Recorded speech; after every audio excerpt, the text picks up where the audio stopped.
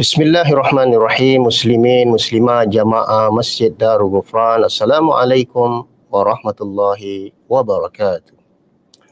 Alhamdulillah, kita bersyukur kepada Allah Subhanahu wa taala. Kita berjumpa sekali lagi dalam kuliah tafsir bertema kali ini episod yang ke-11 surah Al-Qiyamah tentang kedahsyatan Yaumul Qiyamah. Sebagaimana yang kita mengetahui bahawa tafsir ini bukanlah sesuatu tafsir yang baru, bukanlah tafsir yang baru, melainkan ringkasan ataupun mukhtasar Ibnu Katsir daripada buku-buku tafsir. Secara umumnya surah ini menjelaskan kedahsyatan hari kiamat mulai dari suara yang memekakkan telinga, yang mengetuk telinga hinggalah keadaan manusia dan gunung ganang berhampuran. Lalu diakhiri dengan kesudahan manusia berdasarkan timbangan amalan mereka masing-masing, sama ada masuk ke dalam syurga ataupun ke neraka, wa iyazbillah min zalik. Maka inilah di antaranya surah yang berbunyi a'udzubillahi minasyaitonirrajim.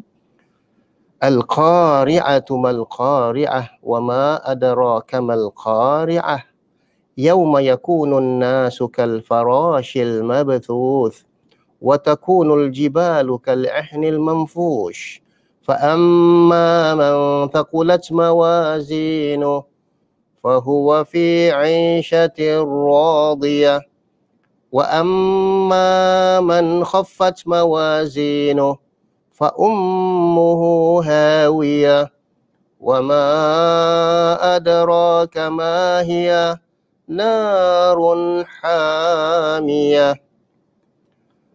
Surah ini juga sama bertema seperti surah Az-Zalzalah yang kita ambil pada episod yang ke-10.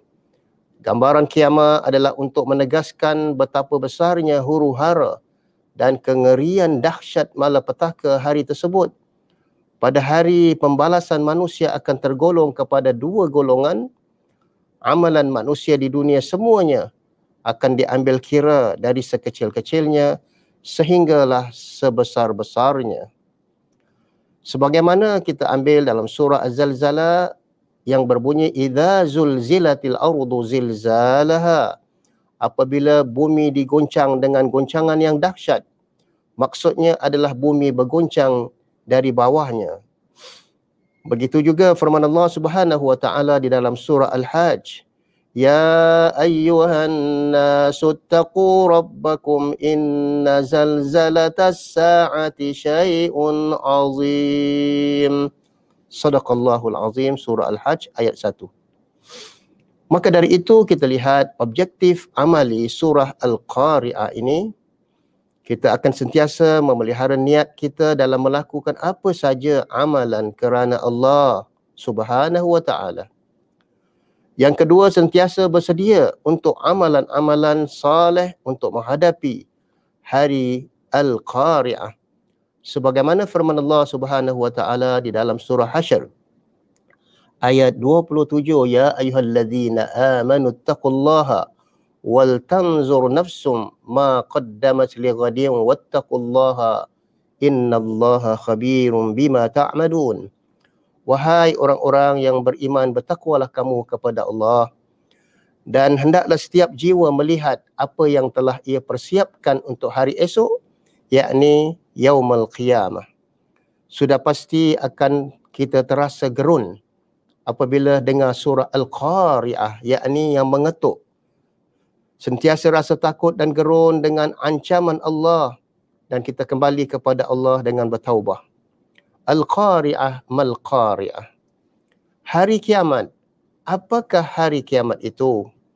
Tahu tak kamu apakah hari kiamat itu? Pada hari itu manusia adalah seperti anai-anai yang bertebaran, dan gunung ganang adalah seperti bulu yang dihamburkan. Dan adapun orang-orang yang berat timbangan amalannya, maka dia berada dalam kehidupan yang memuaskan dan diredai. Adapun orang-orang yang ringan timbangan amalannya, maka tempat kembalinya adalah neraka hawiyah. Tahu tak kamu apakah neraka hawiyah? Wa ma adraka ma hiya narun hamiyah, yakni api yang sangat panas, wa iyazbillah min zalik. Semoga Allah memelihara kita. Pada permulaan surah ini dimulai dengan Al-Qari'ah. Kemudian ayat yang kedua diajukan pertanyaan Mal Qari'ah. Apakah yang dimaksudkan dengan Qari'ah? Allah sengaja melontarkan soalan supaya kita benar-benar mengambil perhatian dan benar-benar ini merupakan satu takkid untuk menguatkan ayat yang pertama. Al-Qari'ah berasal daripada fi'lun madhi qara'ah. Qara'ah yang bererti mengetuk. Suatu menggelegarkan yang diakibatkan oleh kehancuran alam saat keras. Hinggakan seakan-akan mengetuk lalu memekakkan telinga, bahkan hati dan fikiran. Namun semua peristiwa besar yang mencengkam juga dinamakan Al-Qari'ah, baik disertai dengan suara yang keras mahupun tidak. Al-Qari'ah ini kalau kita lihat pada asal bahasanya, maknanya orang yang datang di tengah-tengah malam mengetuk pintu rumah kita tadi. Begitu juga kita dalam keadaan zon selesa, tiba-tiba kita diperanjatkan, dikejutkan dengan satu ketukan yang begitu dahsyat. Ibnu Katsir menjelaskan Al-Qari'ah adalah nama lain daripada Al-Qiyamah. Sebagaimana yang telah kita mengetahui seperti surah Al-Haqqah, At-Tamah, As-Sakhah, Hal Ataka Hadithul Ghashiyah, Al-Zalzalah, Hutamah dan lain-lainnya. Mal Qari'ah, satu kejutan. Allah sengaja melakukan satu pertanyaan. Pengulangan kata ini menggambarkan rasa hairan dan mencengkam tadi. Seakan-akan secara sederhana dikiaskan pintu yang diketuk keras, ataupun umpamanya kita di tengah-tengah malam sedang tidur nyenyak, tiba-tiba pintu kita diketuk dengan begitu keras, akan memeranjatkan seluruh penghuni rumah. Tidak seperti selama ini, sehingga ditanyakan Mal Qari'ah, siapakah yang mengetuk itu? Wa ma adraka mal qari'ah. Sekali lagi Allah mengajukan satu soalan agar kita mencari-cari jawapannya. Dan inilah satu cetusan minda daripada Allah, yakni Al-Quran merupakan mukjizat yang senantiasa akan menggerakkan orang yang terlena ataupun sentiasa dalam keadaan leka dan cuai.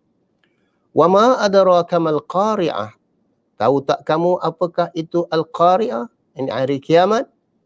Kalimat wa ma adra adalah ungkapan yang digunakan oleh Al-Quran untuk menggambarkan suatu kehebatan, sesuatu yang sulit dijangkau hakikatnya. Pada umumnya redaksi ayat ini digunakan untuk alam ghaib, alam metafizika. Seperti syurga dan neraka juga adalah hal-hal metafizik, alamul ghaib yang luar biasa seperti Al-Qari'ah, dan begitu juga Lailatul Qadar dan seterusnya. Setelah Allah melontarkan pertanyaan 2 kali, maka Allah beri jawapan. Yauma yakunun nasu kal farashil mabthuth. Inilah pengertian Al-Qari'ah yang sebenarnya. Dalam usul tafsir dinamakan tafsir Quran bil Quran ataupun tafsir bil ma'thur. Pada hari itu manusia adalah seperti anai-anai yang bertebaran, kal farashil mabthus. Selain diartikan anai-anai, kata al-farash juga diartikan belalang yang baru lahir. Mereka saling tindih menindih dan bergerak ke berbagai arah yang tidak menentu. Walau macam mana pun, Syekh Wahbah Az-Zuhaili mengatakan al-farash adalah haiwan yang bersayap, yang bodoh, yang bingung jika ada di atasnya api ataupun karakatur. Kita biasa memerhatikan karakatur, apabila ada api sahaja dia akan pergi menghinggap, makin lama makin atas, makin lama makin atas. Apabila dia menghinggap api itu, terus dia mati. Maka itulah menunjukkan kebodohan karikatur jika ada atasnya api, maka ia boleh bermakna anai-anai ataupun nyamuk ataupun belalang, sebagaimana pengertian dia panggil al-farash. Seterusnya, ayat yang kelima, Allah sambung lagi, wa takunul jibalu kal'ihnil manfush, dan gunung-gunung dihamburkan seperti bulu-bulu yang bertaburan, ataupun seperti bulu yang dihamburkan bertempiaran tadi. Ihni, al-ihni, seperti ihni artinya bulu-bulu. Cuba kita lihat, kalau ada bulu-bulu domba ataupun apa sahaja abuk, kita buka kipas, dia akan bertaburan. Ada pula yang memahami bulu yang berwarna merah dan berwarna-warni, sebagaimana yang ditegaskan di dalam surah Fatir. Ayat 27 dikatakan gunung-gunung beraneka warna kerana perbezaan benda ataupun materi yang dikandungnya. Ataupun jika seperti besi, benda seperti besi, materi, warnanya biasa adalah merah apabila dibakar, begitu panas. Ataupun jika sesuatu objek seperti batu bara, warnanya selalu adalah hitam apabila dibakar panas. Begitu juga materi tembaga, warnanya kebanyakan kuning ataupun kehijau-hijauan. Begitulah keadaan berbagai benda-benda yang ditaburkan di atas muka bumi.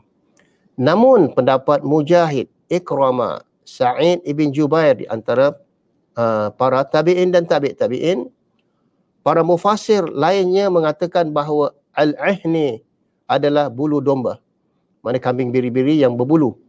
Pada hari kiamat, gunung-gunung laksana bulu domba yang dihamburkan hingga bertebangan. Kita mengetahui dalam surah An-Naba, Allah Subhanahu wa taala mengatakan waja'alnal jibala autada.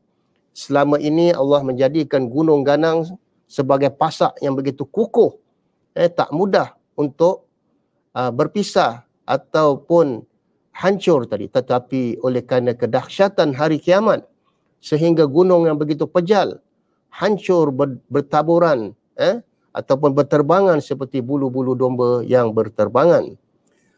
Seterusnya dua keadaan ini sahaja, yakni manusia yang seperti anai-anai bertaburan pada hari Al-Qari'ah ataupun Qiyamah. Yang kedua, gunung ganang berhamburan, sudah menggambarkan betapa dahsyatnya dan ngerinya hari kiamat. Wa'iyazbillah. Semoga Allah memelihara kita.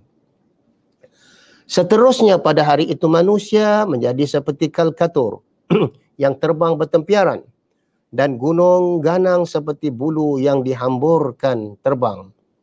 Seterusnya ayat yang ke-6, Allah Subhanahu wa taala berfirman lagi, fa amma man thaqulat mawazinuh. Inilah datangnya hari pembicaraan yang menentukan amalan kita. Maka Allah mengatakan, adapun orang-orang yang berat timbangan amalan baiknya, mawazin, jamak daripada mizan, timbang, ataupun jamak, yang artinya timbangan. Jumhur ulama berpendapat bahawa amal kebaikan dan kejahatan masing-masing orang, manusia, setiap jiwa akan ditimbang. Mana yang berat, itulah yang menentukan kebahagiaan. Mana yang ringan, itulah kesengsaraan di akhirat. Wa'iyazbillah min zalik. Jadi itulah penentuan perjalanan kita ataupun perjalanan hidup kita pada selepas yaumul qiyamah. Ketika menafsirkan ayat ini, Ibnu Katsir rahimahullah menjelaskan maksudnya adalah timbangan amal. Timbangan amalan kebaikan lebih berat daripada timbangan amalan keburukan. Setelah Allah menjelaskan sekilas dahsyatnya hari kiamat, dia mengarahkan pandangan manusia untuk memperhatikan kesudahan hidupnya seterusnya. Bahawa nanti mereka akan ditimbang amalnya, dan itulah nasibnya akan tergantung, ditentukan berdasarkan kepada amalan yang ditimbang, sama ada berat ataupun ringan Ya iyazubillah min zalik. Semoga Allah memelihara kita tadi. Fahuwa fi 'ishatir radiyah. Dan adapun orang yang berat timbangan amalannya, maka dia berada dalam kehidupan yang memuaskan, kenikmatan yang abadi. 'Aisyah merupakan pengertian tunggal ataupun mufrad, memberi isyarat bahawa kepuasan dan kenikmatan hidup di akhirat itu akan berterusan, tidak terputus dan tidak berganti seperti di dunia yang kadang-kala kita hidup senang dan kadang-kala hidup susah. Tetapi kehidupan yaumul qiyamah yang dikatakan 'aisyatir radiyah, maknanya kita berada pada kenikmatan yang berterusan. Tempat yang demikian tidak ada lain adalah syurga. Amin ya rabbal alamin. Mudah-mudahan kita termasuk dalam ahli syurga yang dijanjikan oleh Allah Subhanahu wa taala, syurga Firdaus menurut amalan-amalan masing-masing. Malangnya, wa amma man khaffat mawazinuh, dan adapun orang-orang yang ringan timbangan amalannya, yakni orang yang timbangan amalan keburukannya lebih berat daripada timbangan amalan kebaikannya. Maka kata Sa'id, dan begitu juga Abu Bakar radhiyallahu an, beratnya timbangan amalan seseorang itu adalah kebaikan bagi orang yang beruntung. Yakni kerana mereka mengikut kebenaran. Mereka mengikut kebenaran Al-Quran dan sunnah Nabi SAW dan mengamalkannya, maka beratlah amalan timbangannya untuk mereka. Dan keputusan di akhirat adalah bergantung kepada mizan masing-masing ataupun timbangan amalan-amalan masing-masing. Wa amma man khaffat mawazinu fa ummuhu hawiyah. Pada ayat yang ke-9, maka barang siapa yang ringan timbangan amalannya, wa iyazubillah, maka tempat kembalinya adalah neraka hawiyah. Allah menggunakan ummuhu, fa ummuhu, yang berasal dari kata amma ya ummu, yang arti sesuatu yang menuju. Ataupun juga dinamakan ibu, yang dinamakan kerana anak selalu menuju kepada ibunya.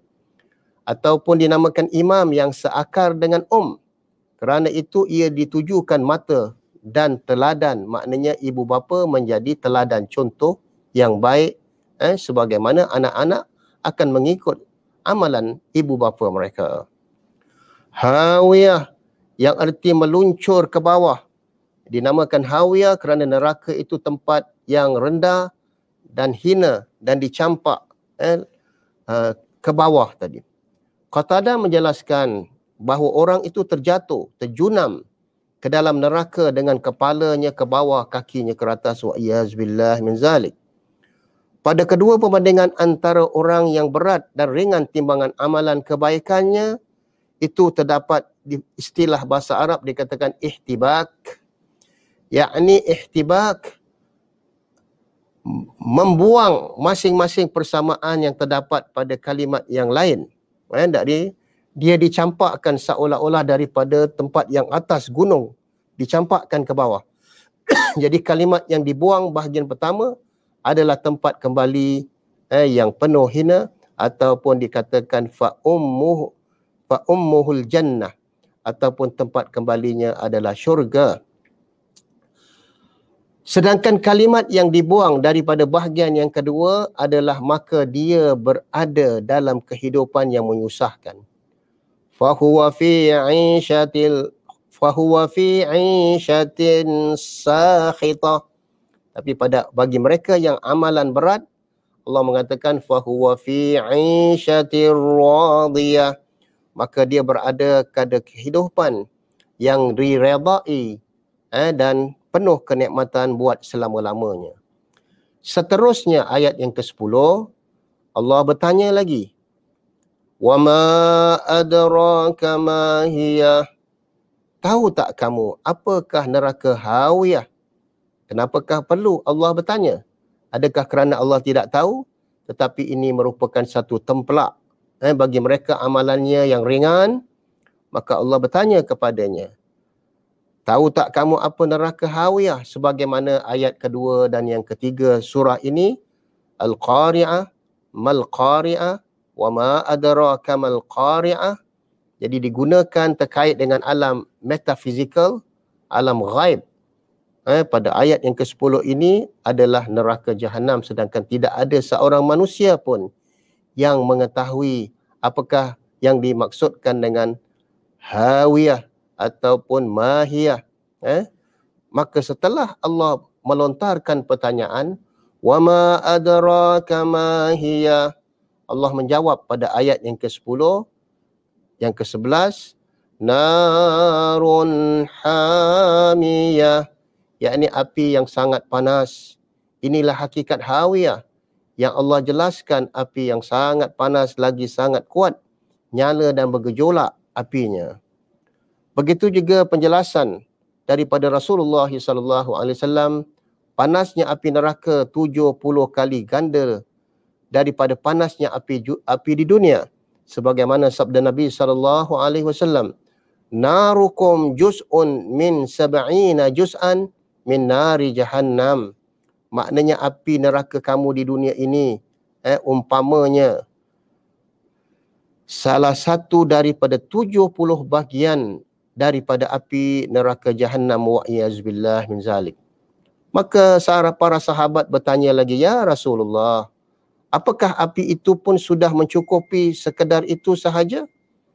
Nabi SAW menjawab, fuddilat alaihinna bitis'atin wa tisittina juz'an kulluhunna mithlu harriha. Api neraka lebih unggul, lebih dahsyat di atasnya dengan 69 bahagian, wa'iyazbillah, yang masing-masing bahagian seperti panasnya api di dunia. Tadi dikatakan 70 kali, kali ini disebut 69 kali, hadis riwayat oleh Imam Bukhari. Demikianlah wa'iyazbillah panasnya api neraka, siksa yang paling ringan. Kalau kita nak tahu siksaan di api neraka yang paling ringan bagi penghuninya, akan membuat otaknya mendidih. Sebagaimana sabda Nabi SAW, inna ahwala ahlin nar adaban man lahu na'lan wa syirakan min nari yaghli minhuma dimaghuhu. Yang dimaksudkan, sesungguhnya seksa penghuni neraka wa'iyazbillah yang paling ringan adalah orang yang memakai, seperti orang yang memakai dua sandalnya daripada api neraka.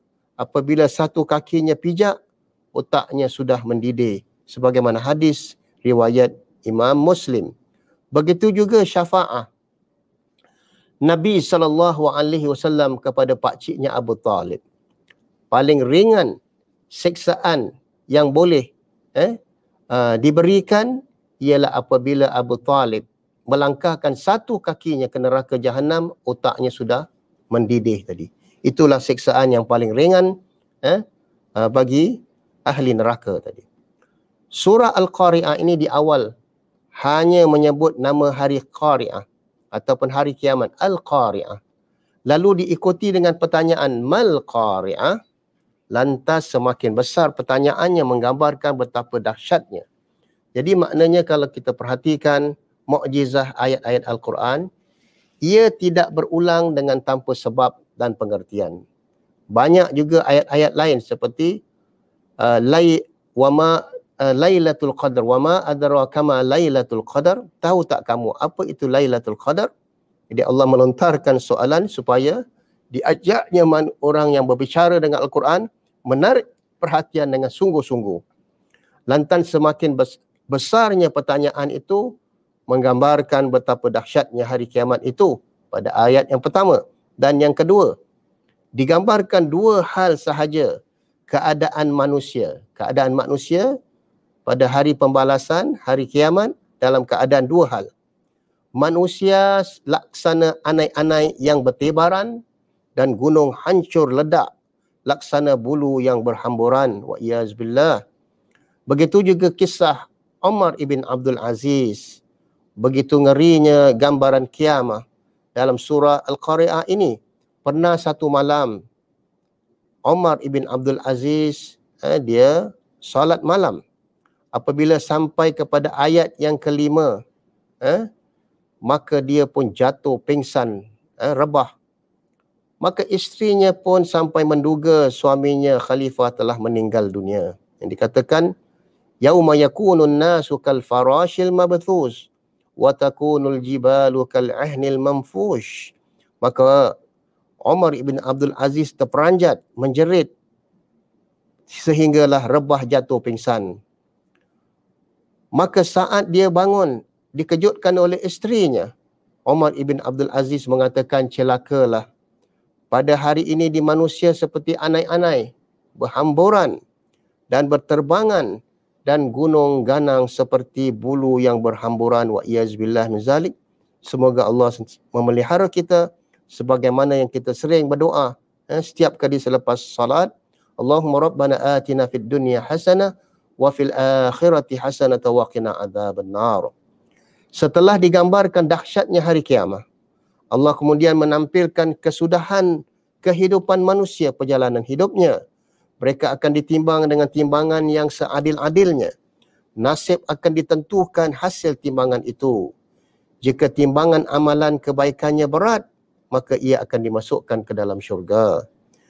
Jika kebaikannya lebih ringan, ia akan dicampakkan ke dalam neraka yang panas dan gejolak apinya yang menyala-nyala, sebagaimana firman Allah tadi, maknanya fa amma man khaffat mawazinuhu fa ummuhu hawiyah wa ma adraka ma hiya narun hamiyah.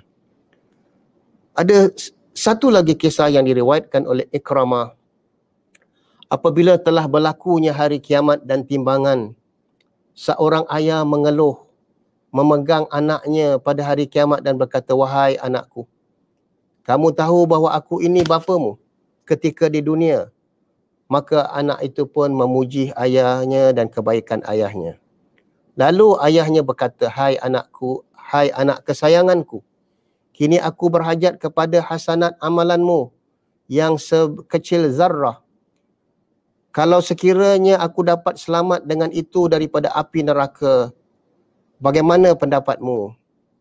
Maka anaknya menjawab, ya abati, aku juga takut tentang kedahsyatan hari kiamat ini daripada apa yang telah berlaku. Kerana itu aku tidak dapat memberikan kepadamu walaupun sezarrah amalanku, kerana amalanku cukup-cukup untuk membolehkan aku masuk ke dalam syurga Allah Subhanahu wa taala. Jadi begitu kita lihat bagaimana pentingnya timbangan amalan. Dengan penuh sedih, dengan keadaan yang begitu sedih, ayahnya pergi pula kepada isterinya. Maka dia pun berkata, ya hai isteri kesayanganku, aku dahulu suamimu di dunia. Maka isterinya pun memuji dan mengatakan, engkau adalah suami yang baik. Lalu suaminya berkata, aku ingin meminta kepadamu satu saja hasanat. Kalau mudah-mudahan aku boleh selamat daripada api neraka sebagaimana yang kau lihat ini. Namun serba penyesalan, jawab isterinya, aku juga takut daripada kedahsyatan hari kiamat dan neraka itu sebagaimana kamu mentakutinya. Namun aku tidak dapat memberi kepadamu walaupun sekecil zarrah.